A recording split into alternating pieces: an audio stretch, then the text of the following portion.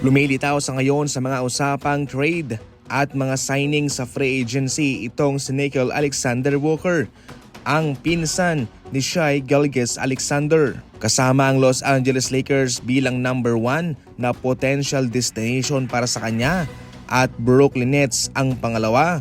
Pangatlo naman ang Golden State Warriors. Yan mga idol ang potential destination ni Nickeil Alexander-Walker kung hindi raw siya i-resign ng Minnesota.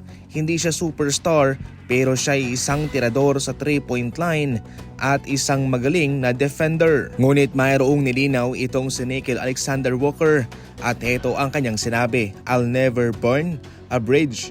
This is the only place I've had a real opportunity to play and be the best version of myself." Hindi raw niya susubukin ang tulay kung saan sa Minnesota lang daw siya nakakita ng totoong pagkakataon at oportunidad na makalaro at maging best version ng kanyang sarili. Ibig sabihin niyan ay hindi siya aalis sa Minnesota. Wala rang rason na aalis siya sa off-season sa Minnesota. Definitely mga idol, tama lang itong gagawin ni Nickeil Alexander-Walker.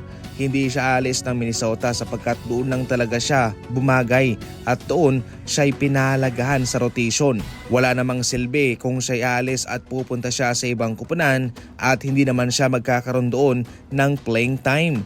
Siya'y mababangko lamang at hindi na maipapasok sa rotation at babagsak ang kanyang value. Pero syempre pwede naman siyang sumugal sa labas ng kanyang comfort zone mga idol.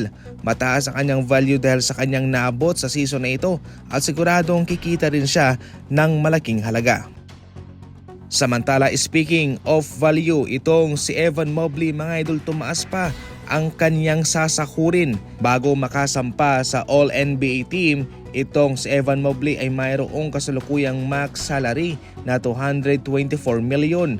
Pero nang siya'y makasali na sa All-NBA, mayroon na siyang $269 million max salary. Minsan, nagiging pabigat din para sa mga kupunan kung yung kanilang mga malalaro ay makakapasok sa All-NBA team. Dahil syempre, ibig sabihin niyan ay babayad sila ng mas malaking halaga pa. Ngunit sa kabilang banda, kabilang din po yan sa mga compensation ng NBA sa mga malalarong nagkakaroon ng magandang performance. Kaya nararapat lang din naman yan para sa mga manlalaro. Kung sino ang malakas, yun ang piliin mo. Kung sino ang team mo na sinusuportahan, yun ang piliin mo. At kapag panalo sila, syempre matik jackpot ka. Ganyan lang po kasimple. Pumili ka lang dyan para makatalpak sa mga laban, especially ngayon. Ang link ay nasa comment section lang. Pindutin, magparehistro sa mga first timer at mayroong malaking bonus na naghihintay sa inyo.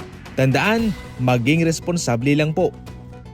Sa ating huling balita, malaki ang paniniwala ni Tony Allen na hindi raw magiging franchise player itong si Cooper Flagg at siya'y magiging si Andrei Kirilenko. Hindi rin naman basta-bastang malalaro itong si Andrei Kirilenko. Halimaw sa depensa at isang legit na scoring. Siya lang yung tanging malalaro sa NBA na mayroong 5 points, 5 assists, 5 blocks, 5 rebounds, and 5 steals. Hindi na masama.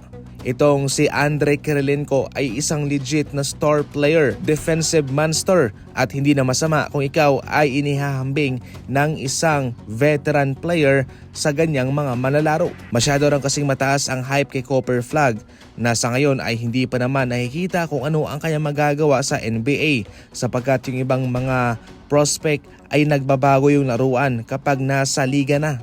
Kaya para mismo kay Tony Allen ay magiging low-key lamang na player itong si Cooper Flagg at hindi siya yung tipong manalarong mangunguna sa isang kupunan.